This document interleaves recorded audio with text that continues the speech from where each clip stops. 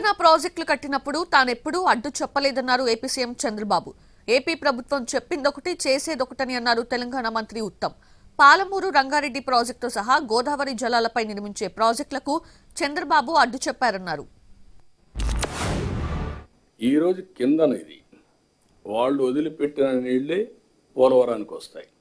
పోలవరానికి నల్లమల సాగర్కి నీళ్లు తీసిపోయి వాడుకుంటే అవసరమైతే నాగార్జున సాగర్లో శ్రీశైలంలో మనం వాడుకున్న నీళ్లు ఇక్కడ వాడుకుంటాం కాబట్టి కొన్ని మిగిలితే ఆ నీళ్లు తెలంగాణ రాయలసీమ పూర్తిగా వాడుకునే పరిస్థితి వస్తుంది.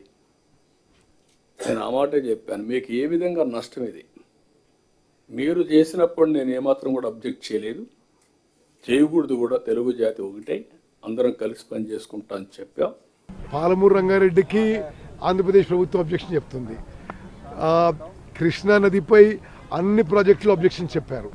గోదావరి నదిపై అన్ని ప్రాజెక్టులు అబ్జెక్షన్ చెప్పారు.